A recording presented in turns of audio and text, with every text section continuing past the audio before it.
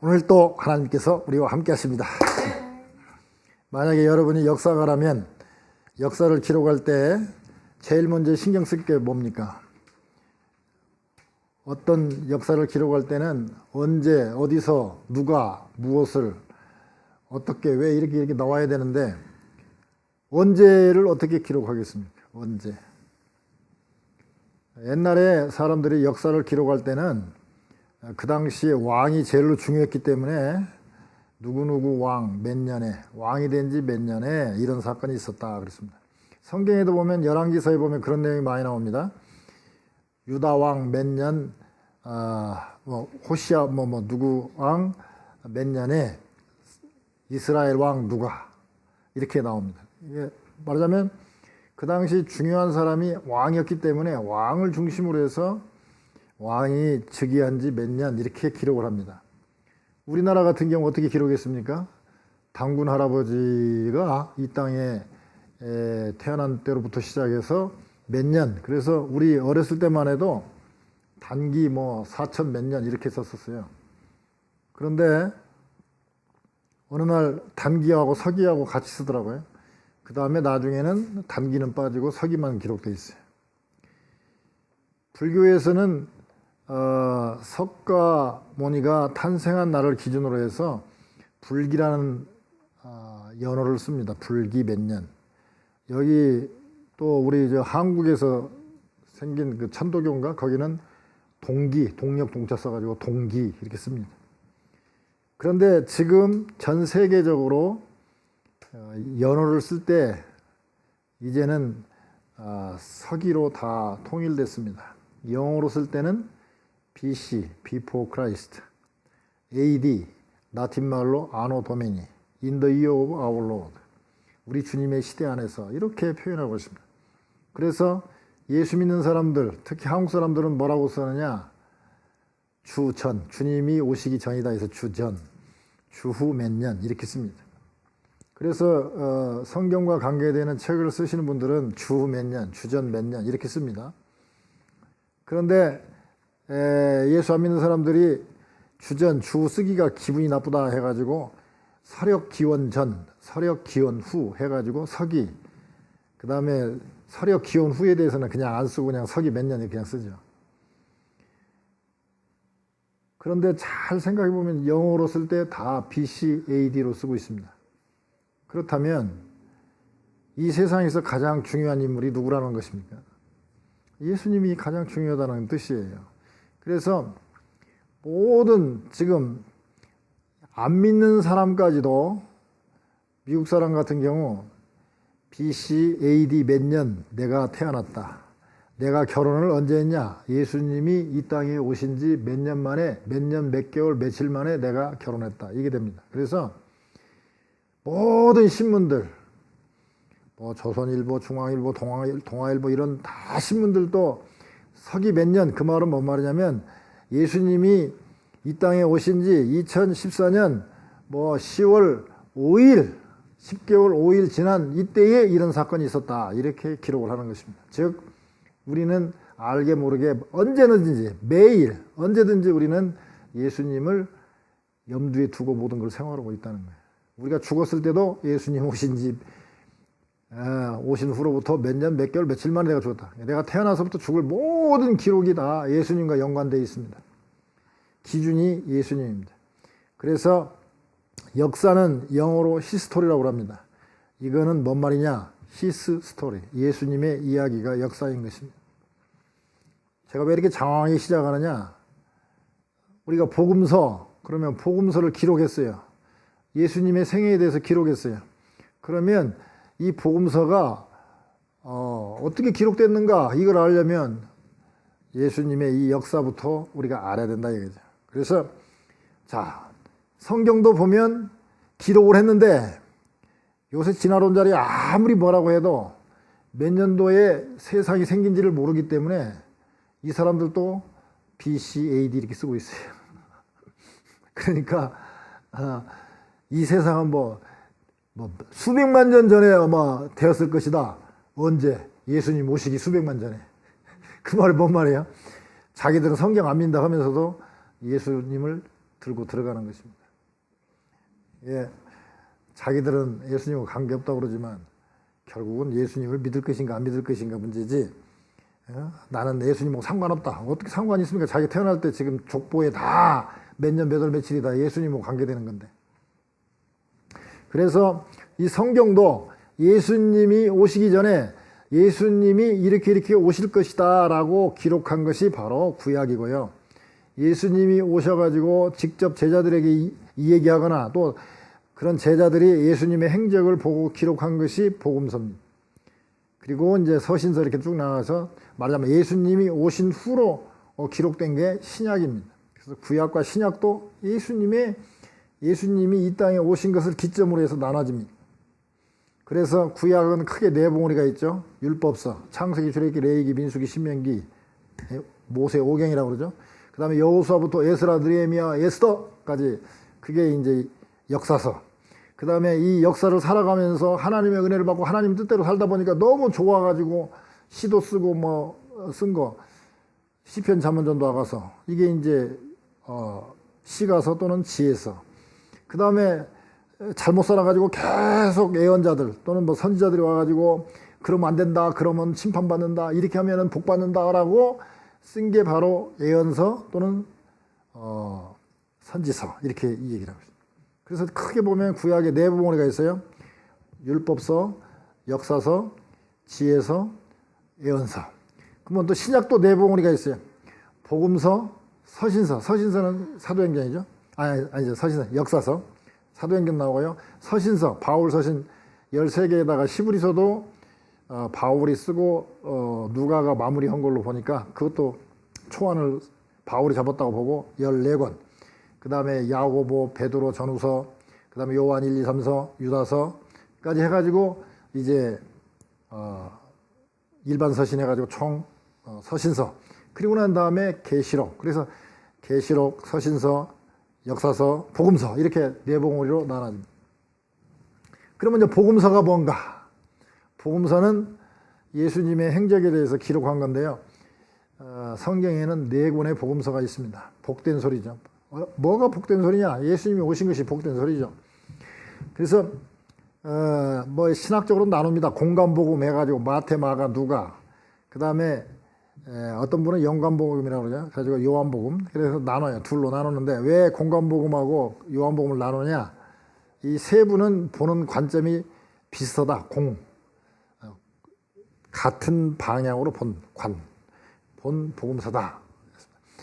그리고 요한복음 조금 다른 게 뭐냐면 예수님은 이 땅에 오셨지만 하나님의 아들이라는 것을 많이 강조를 했어요. 그래서 요한복음은 좀 영적이다 해가지고 연관복음, 영적인 관점으로 봤다. 그래서 연관복음에서 좀 나누기는 나눕니다. 근데 이 복음서가 자 처음 시작을 어떻게 시작하는가 봅시다. 마태복음 한번 볼까요? 마태복음 딱 처음에 시작을 어떻게 합니까? 자, 이 서론이 중요하죠. 아브람과 다윗의 자손 그리스도의 세계라. 그리스도의 족보, 그리스도의 어떤 역사를 얘기하겠다는 거예요. 마태복음 1장 1절에. 복음서는 누구에 대한 얘기라고요? 예수님에 대한 이야기입니다. 그러면 마가복음 1장 1절에 한번 보겠습니다. 하나님의 아들 예수 그리스도 복음의 시작이라. 누구에 대한 얘기라고요? 예수님에 대한 이야기입니다. 오늘 누가복음은 예수님이란 말을 직접 얘기는 안 했지만 우리 중에 이루어진 사실에 대하여 그 누굽니까? 예수님의 생애에 대해서 기록했다. 그러면 요한복음은요? 말씀으로 오신 말씀이 육신이 되어서 오신 예수님에 대한 얘기죠. 1장 1절에 보면 태초에 말씀이 계시니라. 이 말씀이 하나님과 함께 계셨으니 이 말씀은 곧 하나님이시니라. 그렇습니다. 그래가지고 쭉 나중에 보면은 이분이 바로 예수님이신데 예수님이 바로 육신의 옷을 입고 옷이라고 하면 좀 표현이잖아요. 육신으로 오셨다. 육신이 되셨다. 14절에 보면 말씀이 육신이 되어 우리 가운데 거하심에 바로 그게 예수님이다. 그러니까 복음서의 특징은 뭐냐? 다 예수님에 대해서 말씀하는 복된 소리다 이겁니다. 그러면 누가복음을 할 때 왜 제가 하필이면 1장 1절에서 4절까지를 택했나? 그거는 서론이기 때문에 그렇습니다. 논문을 쓸 때 여러분 논문 써보셨나? 저는 논문 몇 개 써봤는데요. 논문 쓰면 제일 앞에 들어가는 게 뭐냐면 논문 쓸 때 문제 제기 및 목적이 들어갑니다. 문제 제기, 목적이 들어갑니다. 그 다음에 이 논문의 범위와 절차는 어떻게 할 것인가. 이게 꼭 논문 앞에 나와요. 왜 나오냐? 뭐 때문에 썼는가? 문제를 제기할 거 아니에요. 내가 왜 이걸 써야 안 써도 되는데 왜 썼느냐? 문제 제기를 합니다. 그 다음에 목적. 그래서 이 문제를 어떻게 풀 것인가에 대해서 나는 이런 목적을 갖고 썼다. 목적이 나옵니다. 그 다음에 범위와 절차가 어디서, 그래서 뭐 논문을 막 창세기부터 계시록까지 다 쓸 수는 없잖아요. 그러면 내가 어디서 어디까지 쓰겠다. 그 다음에 뭐 절차는 이런 절차를 밟아서 내가 쓰겠다. 그리고 이제 또 어떤 분들은 거기다가 뭐 용어의 정의도 씁니다. 왜냐하면 예를 들어서 구원에 대한 용어도 쓰는 사람마다 달라요. 또 예를 들어서 우리가 구원받았다 할 때 예를 들어서 어떤 사람은 예수 믿고 구원받았다 하면 그것만 갖고 구원이라고 하는 사람도 있고, 구원받고 착하게 계속 살아가는 성화의 과정을 거치는 그런 것도 다 구원에 포함됐다. 그러니까 어떤 사람들 논문을 읽다 보면 이렇게 용어가 정의가 안 되면 헷갈려요. 그래서 용어를 이렇게 정의를 해주는 거예요. 여기서 만약에 주다는 것은 예수님을 주인으로 말해서 여기서 주라는 것은 예수님이다. 뭐 이렇게 용어를 이렇게 정의해줘요. 그러니까 자, 서론에는 문제 제기와 목적, 그 다음에 범위와 절차에 꼭 나온다는 거예요. 그러면 누가복음도 하여튼 이 글을 쓴 분이 그런 문제 제기를 하고 목적을 제시하고 어떻게 쓸 건가 이 얘기를 한다는 거죠. 그러면 첫째, 오늘 본문의 문제 제기가 뭐냐? 1절과 2절입니다. 우리 중에 이루어진 사실에 대해서, 예수님의 생애에 대해서 처음부터 말씀의 목격자 되고 사도들이 목격자 됐죠. 일꾼된 자들이 전하해 준 그대로 뭐 바울이라든지 또는 지금 뭐 마가 또는 마태 이런 분들 마태는 제자고 마가 누가 이런 분들은 직접 12사도가 아니잖아요. 목격자는 아니잖아요. 근데 전하여 줘 내력을 저수라랑 붓을 드는 사람이 많은지라. 이 성경 말고도요 예수님에 대해서 기록한 기록이 많습니다. 엉터리 기록들이 참 많아요. 그러니까 문제가 뭐예요? 많이 들었는데 나도 쓴다 이거예요. 왜? 마음에 안 드니까. 위경도 있고 예경도 있고, 또 어떤 분이 썼는데 좀 여기를 좀 더 자세히 썼으면 더 좋겠다 해가지고 좀 더 보완을 한다든지, 또 이건 틀렸으니까 내가 이건 아주 그냥 잘 써야 되겠다 이렇게. 그 위경 같은 거 보면 완전히 뭐 저는 가지고 있지는 않지만 그 읽어보신 분들 얘기 들어보면 너무 엉터리가 많대요. 그거 완전히 달라요. 그러니까 그런 것들을 문제가 있으니까 내가 쓰겠다는 거예요. 그러면 목적이 뭐냐? 4절에 나와 있어요. 이는 각하로 하여금 데오빌로 각하에게 이거 썼는데 배운 바의 확실함을 알게 하려고 썼다. 즉 확실한 믿음을 갖게 하려고 이 누가복음을 썼다는 거예요. 목적이. 그럼 범위와 절차는 1절과 3절에 나와 있죠. 우리 중에 이루어진 사실, 예수님의 생애에 대해서 범위는 예수님의 생애죠. 즉 예수님이 오시기 전에 뭐 예언돼 가지고 오셨는데 그 다음에 부활해 가고 승천해 가지고 이렇게 됐다. 예수님의 생애가 범위죠. 그 다음에 절차 3절에 보니까 그 모든 일을 근원부터 아까 말했죠. 근원부터 자세히 미루어 살펴서 이 절차가요. 그래가지고 차례대로 마태복음 보면은요. 예를 들어서 병자 나는 건 병자 나는 대로 싹 모아놓고, 또 뭐 이쪽에 뭐 예수님이 뭐 기도 온 거 있으면 기도 딱 모아놓고, 뭐 또 무슨 뭐에 대한 비유를 했으면 비유만 쫙 모아놓고, 그래가지고 마태복음 보면은 주제별로 모아놨어요. 그래서 왜 그랬을까 보니까 마태는 원래 그 세관원 출신이잖아요. 세리 출신이니까 예를 들어서 소득세, 부가세 뭐 이런 식으로 나누듯이 주제별로 나눈 거예요. 그러니까 순서가 약간 이렇게 왔다 갔다 하는 거예요. 왜? 주제별로 정리하다 보니까. 그런데 누가는 차례대로 썼다. 꼭 역사, 사건 순서대로 꼭 썼다는 그런 의미보다는 어떤 이렇게 좀 예수님의 생애로부터 부활 승천까지를 어떻게 좀 이렇게 일목요연하게 좀 이렇게 정리해서 기록하겠다 이거죠. 이게 절차입니다. 그러니까 누가복음이 이러한 문제 제기와 목적과 범위와 절차를 가지고 기록했다 이런 얘기죠. 그러면 자, 목적이 뭡니까? 확실히 알게 하려고 썼다. 여기서 안다 이 말은 원어상으로는 야다. 이게 말하자면 체험적으로 아는 거예요. 그냥 아는 게 아니고 확실히 아는 거예요. 그냥 내가 뭐 예를 들어서 박근혜 대통령을 안다. 알죠. 대통령, 우리나라 대통령이지. 그렇지만 제가 뭐 직접 보거나 뭐 악수를 했거나 그런 거 없어요. 그러니까 깊이 하는 게 아니에요. 김영삼 대통령은 대통령 되기 전에 악수를 한번 했어요. 근데 그렇다고 해서 제가 김영삼 대통령 뭐 깊이 하는 거 없어요. 왜? 그냥 기껏 악수 한번 한 정도니까. 근데 여기서 야다 이 얘기는 같이 살아본 사람이 오랫동안 살아보고 아는 것처럼 그렇게 깊이 아는 것을 말하는 거예요. 그러니까 즉 여기서는 확실히 알게 한다 이 말은 확실한 믿음을 갖게 한다는 거죠. 확실한 믿음을 갖게. 그러니까 데오빌로 각하에게 예수님에 대해서 좀 듣긴 들었지만 아직도 확신하지 못하는 데오빌로 각하에게 이렇게 내가 이 누가복음을 쓴 것은 이 누가복음이 있게 되면 확실한 믿음을 갖게 될 것입니다. 그런 목적으로 썼으니까 확실한 믿음을 갖게 되시기를 바라고 그럴 줄 믿습니다. 그러면 거꾸로 얘기하면 우리한테는 만약에 누가복음을 우리가 읽으면 데오빌로 각하가 확실한 믿음에 들어가는 것처럼 우리도 확실한 믿음에 들어갈 수 있다는 거죠. 그래서 오늘 제목이 확실히 알려면, 즉 확신하려면, 예수님에 대해서 확실히 믿으려면 어떻게 되느냐? 오늘 1절에 나와 있습니다. 우리 중에 이루어진 사실에 대하여 사실대로 알아야 되지. non-fiction. 사실이 아닌 거 그거 알아서는 안 된다는 것이죠. 예수님에 대한 것, 성경에는 역사적인 사실이지 소설처럼 또는 신화처럼 말하자면 누구에게 좀 이렇게 교훈을 주기 위해서 어떤 이야기라든지 신화를 만들어서 한 게 아니에요. 어떤 분이 막 와갖고 아유 목사님 예수 못 믿겠습니다. 그러면서 왜요? 그러니까 아이 성경 엉터리라는 거야. 그러면서 창세기 38장을 대면서 아이 어떻게 유다가 말이야 자기 며느리하고 어떻게 이렇게 이런 일이 있을 수 있느냐? 에이 이게 말도 안 됐다 이게. 그러면서 비판하더라는 거야. 그래서 목사님이 갑자기 지혜가 떠오르더래요. 그래서 아니 그러면은 한번 생각해보라고. 만약에 당신이 지금 족보를 쓴다고 하자. 그러면 족보를 쓸 때 당신 집안 어른에 대해서 쓸 때 당신 집안 어른이 예를 들어서 며느리하고 그런 관계가 있었다면 그거 쓰겠냐 안 쓰겠냐? 안 쓰죠. 그거 창피해요. 그거 봐라.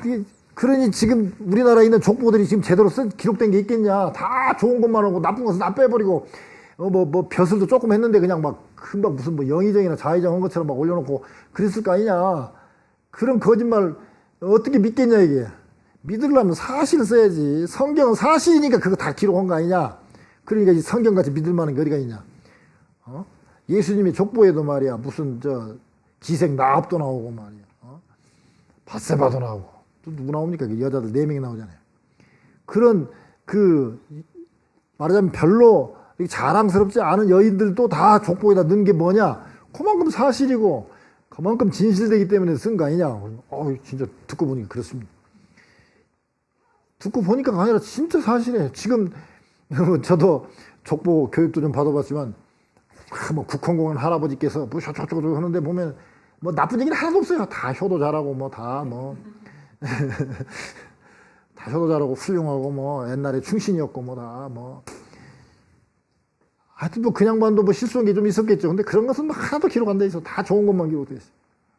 너희들 뼈대 있는 집안이다 해가면서 사실에 대해 사실대로 믿어야 확실한 믿음이 들어간다는 거예요. 자, 우리 중에 이루어진 사실 뭐가 이루어졌습니까? 여기서는 예수님에 대해서는 안 왔지만 이 사실이라는 게 너무 중요한 거예요. 왜? 사실이란 말만 썼지만 아무도 다른 얘기 안 했지만 이 듣는 사람들은 그 당시 가장 중요한 사건이 뭐예요? 예수님 사건이거든요. 그러니까 예수님 사건이 가장 중요하기 때문에 우리 중에 이루어진 사실, 이루어진 게 뭐예요? 이루어졌다는 것은 과거에 어떻게 했는데 그게 그대로 계획대로 됐다. 이럴 때 이루어졌다고 그러잖아요. 즉 구약 성경에 예수님에 대해서 예언됐던 사실이 진짜로 그대로 이루어졌다는 거예요. 성경학자들 주장으로는 구약 성경에 예수님에 대한 예수님은 어떤 분이고 예수님은 어떻게 태어나고 예수님은 어떻게 죽을 것이며 예수님은 뭐 우리 죄를 위해서 뭐 십자가에 달리실 것이며 사흘 만에 다시 살아날 것이며 뭐 십자가에 달릴 때 뼈가 부러지지 않을 것이며 뭐 그냥 피만 나오는 게 아니라 물과 피가 쏟을 것이며 이런 자세한 내용들이 구약 성경에 300회 이상 예언되어 있습니다. 직접적인 예언은 300번. 그 다음에 간접적인 예언까지 하면 한 450회 정도 예언이 됐다고 그러고요.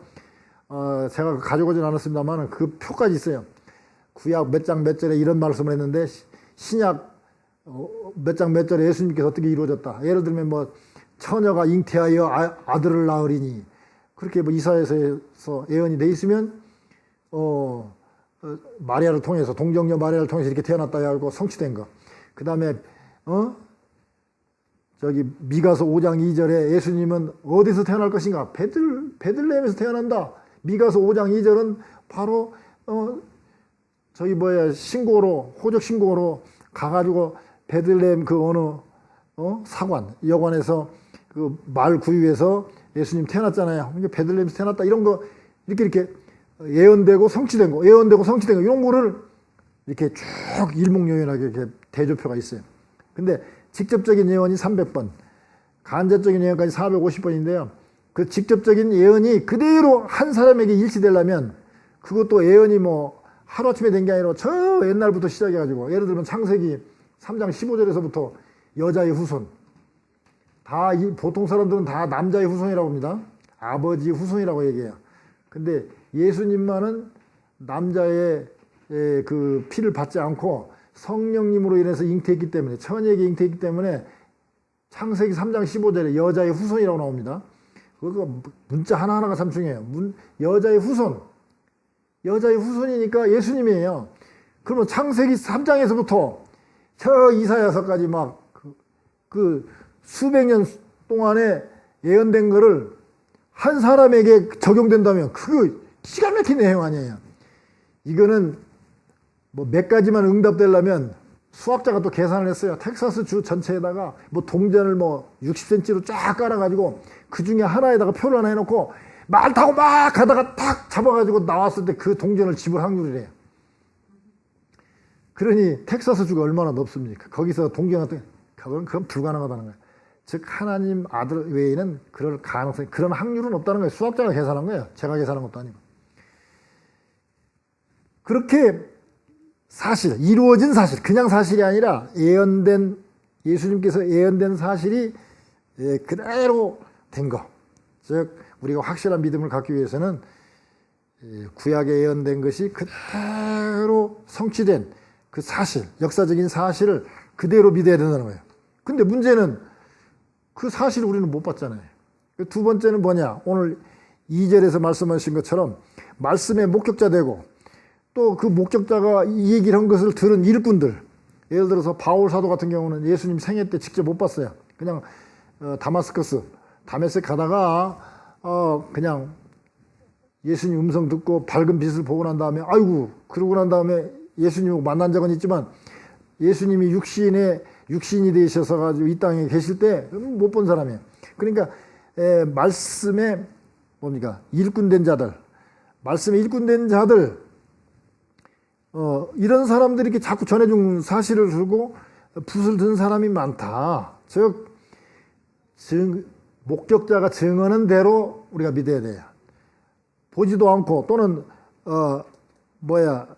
이게 전해준 거 목격자가 전해준 것도 아닌 자기들 머릿속으로 상당해가지고 무슨 다빈치 코드라도 이상한 이런 거 막 뭐 엉뚱한 소리 하고 있는 사람들이 말도 안 되는 소리 하고 있는데 많은 사람들 안 믿는 사람들은 또 그게 또 진짠가 해갖고 막 예수님이 진짜 결혼했나 뭐 엉뚱한 소리 하고 있는데 그런 말도 안 되는 소리를 하는 게 뭐냐 왜 나오냐 사실대로 아니고 이게 완전 소설이잖아 논픽션 그 소설 같은 얘기 그 다음에 목격자나 일꾼된 자들이 전화해 준 것을 그대로 받지 않고 증언대로 받지 않고 자기 멋대로 생각하고 이랬을 거 아닌가 사람이라면 이런 거 아닌가 하고 자기 생각대로 섰기 때문에 문제가 되는 거예요. 실제로 마가복음 같은 경우는요 자 베드로는 직접 봤잖아요. 베드로 사도가 막 한 얘기를 마가가 받아가지고 적어서 기록했어요. 그래서 마가복음 16장밖에 안 돼요. 짧아요. 왜? 처음에는 기록을 안 했어. 왜 기록을 안 했냐면 예수님이 금방 재림하실 줄 알았어요. 그래가지고 늦어봐야 서기 이게 주후 한 100년쯤이면 오시지 않겠나. 그러면 기록 올 거 뭐 있나. 그냥 우리끼리 다 알고 있는 내용이니까 그냥 오시면 할렐루야 하면 되지. 그러고 안 썼어요. 근데 보니까 사도들이 자꾸 숨겨오고 이게 점점 어려워지고 그러니까 그 다음에 또 사도들이 다 돌아다닐 수가 없잖아요. 시간이 없으니까. 그러니까 이거 안 되겠다. 중요한 내용은 적어놔야 되겠다. 그래가지고 베드로 사도가 한 걸 막 적어갖고 이렇게 정리한 게 마가복음이에요. 마가복음은 아무래도 간단하죠. 또 베드로가 좀 덜렁덜렁하잖아요. 그러니까 베드로는 중요한 것만 몇 개 해놓고 자세하게 잘 얘기를 안 한 거예요. 그러니까 마가복음 보면 좀 단순해요. 근데 자 보세요. 자, 목격자가 누굽니까? 베드로고 일꾼된 자가 누굽니까? 마가예요. 그래서 베드로가 전해준 것을 마가가 기록했어요. 근데요, 성경에 보면 마가복음을 보고 성경학자들은 다 얘기해요. 마가복음이 제일 먼저 써졌고 그 마가복음을 보고 마태와 누가가 또 그걸 참조해서 더 썼다는 거예요. 그러니까 심지어 마태 누가복음에 마가복음의 내용의 거의 95% 이상이 다 들어있어요. 그 말은 뭔 말입니까? 마가복음을 보고 마태 누가가 썼다. 그러니까 또 옛날 또 할아버지들은 또 이제 그런 얘기하면 또 저거 틀려먹었다고 막 하면서 축자영감설 얘기합니다. 축자영감설이라는 게 뭐냐? 이제 신학에 가면 별거 연구 많이 해요. 학자들이 뭐라고 하냐면 어떤 학자들은 성령의 감동을 받아서 기록된 성경이기 때문에 천사가 기록한 사람의 손을 딱 붙잡고 또는 귀에다가 들려줘갖고 한자 불러주고 한자 기록했다는 거예요. 그래서 그러면 마태, 마가, 누가가 똑같아야지. 왜 천사가 불러주면 똑같이 기록해야지. 왜 서로 달라. 예, 그분들이 좀 잘못 생각한 거야. 축자영감설은 아니에요. 어떻게 기계간데 그렇게 일일이 기록합니까? 하나님께서 그 성령 하나님께서 그 쓰는 사람 마가나 마태 누가의 마음에 감동을 주셔서 그 사람이 겪은 거, 그 사람이 들은 거 이런 여러 가지를 보고 감동받은 대로 그 사람 나름대로 그 사람 관점대로 이렇게 써야 이게 다양하고 또 서로 보는 게 다른 각도에서 봤기 때문에 똑같은 예수님이지만 앞에서 본 사람이 있고 뒤에서 본 사람이 옆에서 본 사람이 다르잖아요. 뒤에서 본 사람은 얼굴 코는 안 보이니까 머리가 길더라 이런 얘기만 했겠죠. 그렇지만 옆에서 본 사람은 코도 보이고 보지만 앞에서 본 사람은 눈도 보고 입도 보고 다 그럴 거 아닙니까? 그런 것처럼 똑같은 예수님이지만 보는 각도에 따라서 달라지잖아요. 그러니까 세리 입장에서 본 마태, 또 누가 의사 입장에서 본 누가, 또 베드로 따라다니던 비서 출신 우리 마가 다 기록이 달라요. 그러나 하나님의 감동으로 기록됐기 때문에 내용이 그 전체적인 내용 줄거리나 어떤 사실에 대해서는 이상이 없다는 거죠.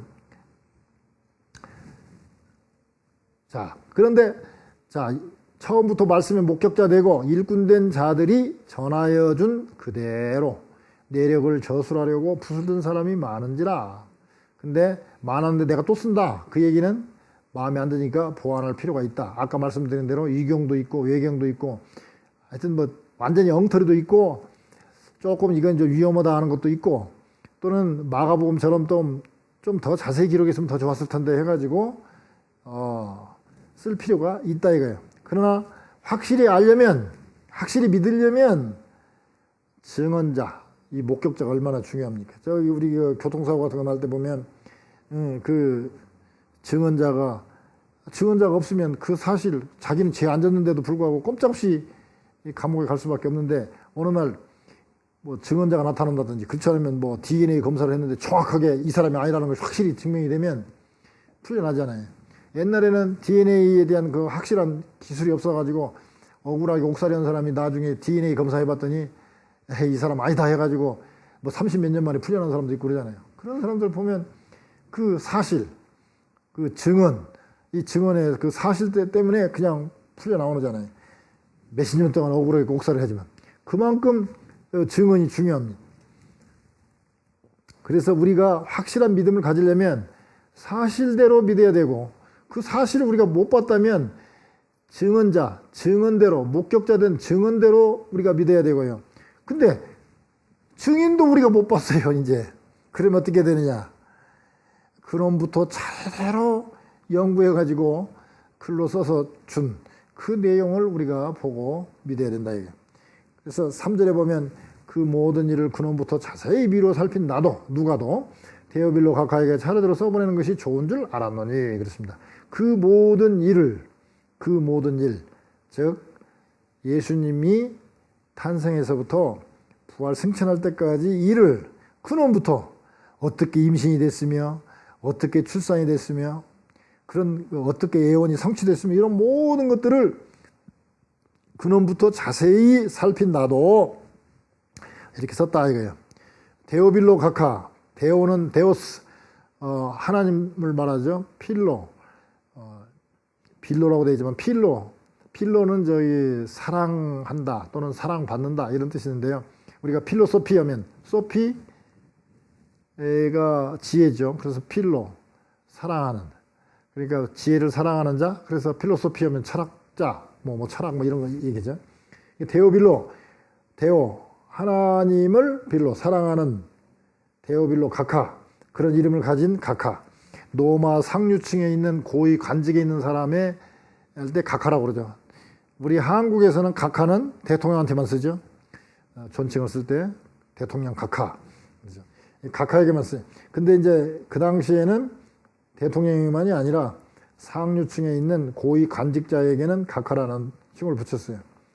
어떤 사람들은 이건 그냥 상상인물이라고 그러는데 사실에 대해서 기록하는 양반이 수신자를 갖다가 상상인물로 수신자를 만든다. 그건 말이 안 돼요. 그리고 서신서에 보면 해람서신이 있을 때는 에베소에 있는 성도들에게 나 바울은 친필로 문안하노니 하고 이렇게 쓸 때 보면 만약에 성도에게 썼다. 좀 교회는 나오긴 나오는데 좀 믿음이 시원찮다. 그런 사람을 위해서 썼다면 데오빌로 각하라고 안 쓰고 어디에 있는 성도들 또는 그냥 예수 그리스도를 믿는 자들에게 내가 이 편지를 쓴다 이렇게 쓰지 데오빌로 각하에게 이렇게 쓰진 않잖아요.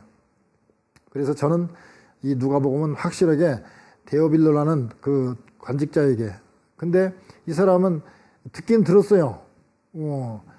그 배운 바 그랬으니까 듣기는 들었는데 막 여기저기서 정보가 막 오는데 이게 좀 헷갈려요. 어떤 게 맞는 내용인지 모르겠어요. 그런데 내가 근원부터 자세히 잘 살펴서 기록해서 써 보낼 테니까 이거 보고 확실한 믿음을 가지십시오. 이런 내용이죠. 그래서 차례대로 근원부터 안오된 아까 안오된부터 근원부터 잘 살펴서 될 수 있으면 사건의 이렇게 순서와 이렇게 일맥상통하게 이렇게 쭉 원인과 결과가 쭉 이어지는 그런 내용들로 잘 정리했다는 것이죠. 실제로 성경에 보면요 유대인이 아닌 사람이 기록한 성경은 두 권밖에 없습니다. 누가복음하고 사도행전밖에 없어요. 그래서 참 이 성경, 이 귀한 성경에 이방인이 그것도 딱 두 권인데 그게 다 저자가 누가입니다.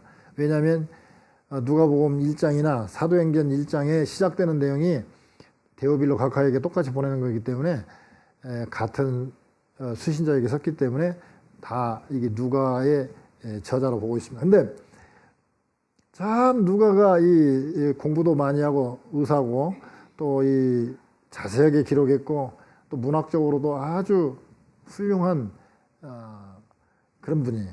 그래서 어떤 분은 의사이면서 아주 그 문필가가 아니냐 할 정도로 참 아름다운 필치로 쓰는 분입니다.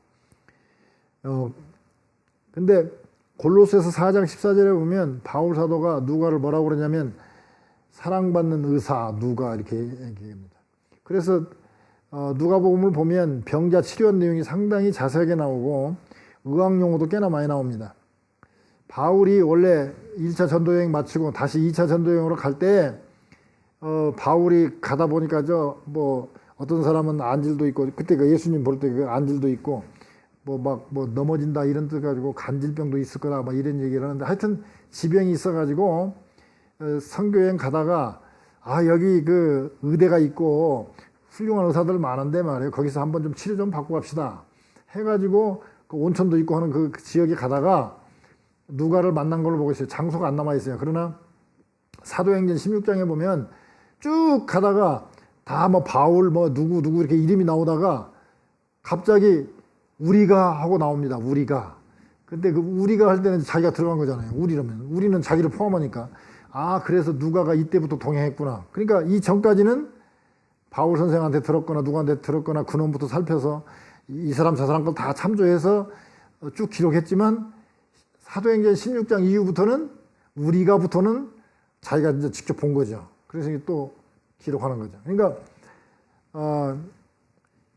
드로아에서부터 동행하지 않았나 이렇게 보고 있습니다. 그래서 바울 사도는 누가에게 복음을 전해가지고 예수 믿게 했고, 누가는 바울의 그 복음을 듣고 너무 감격하고 너무 은혜로우니까 우리 바울 선생을 내가 건강을 지켜줘야겠다 해가지고 다 따라갑니다. 나중에 보면 다 떠나갔는데 여기 누가밖에 안 남아있다고 그런 얘기를 합니다.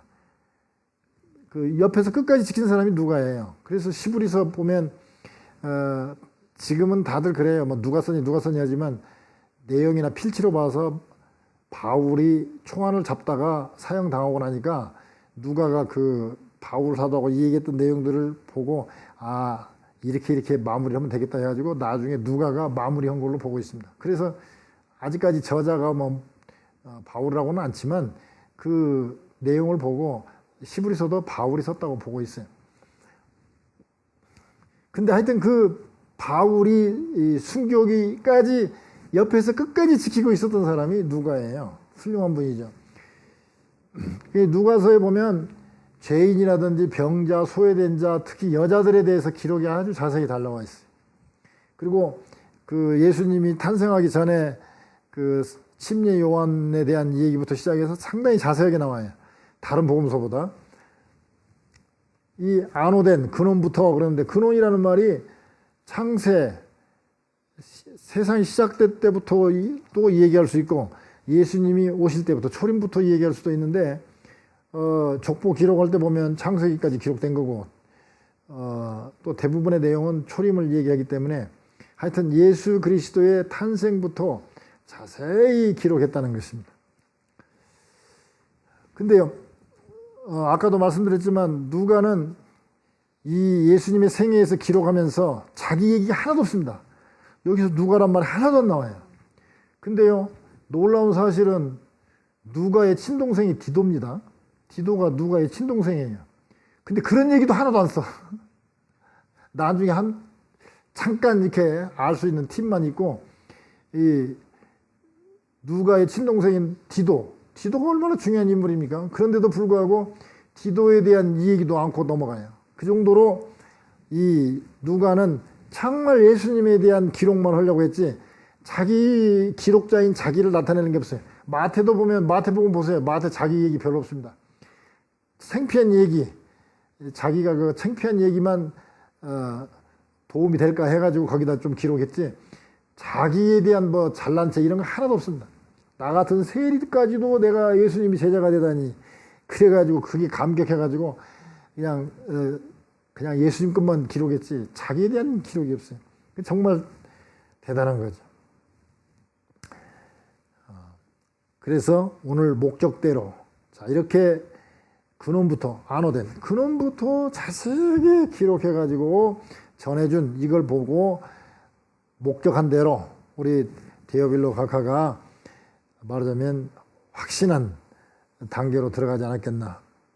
마찬가지로 우리도 그렇게 확신할 수 있다. 자, 어떻게 하면 우리가 예수님을 잘 믿을까? 오늘 본문을 근거로 한다면 예언대로 이루어진 사실, 그 사실대로 믿어야 되고요. 그 사실을 전해주는 증언자의 증언대로 믿어야 되고요. 근원부터, 그냥 중간에 대충이 아니라 근원부터 시작해서 차례대로 전해준 이 성경을 믿을 때 우리가 확신이 들어간다 이거죠. 그렇지 않고 다른 거 뭐 다빈치 코드 같은 거, 엉뚱한 것들, 소설 같은 거 이런 것들 들으면은 악마가 유혹한 뭐 이런 이상한 책들 이런 거 읽으면은요 헷갈리고 믿음도 안 들어가고요 잘못하면은 이단에 빠져버릴 수 있어요. 사실대로 증언대로 처음부터 차례대로 기록된 이 성경 말씀을 통해서 우리가 확실한 믿음을 갖기를 주님의 이름으로 축원합니다.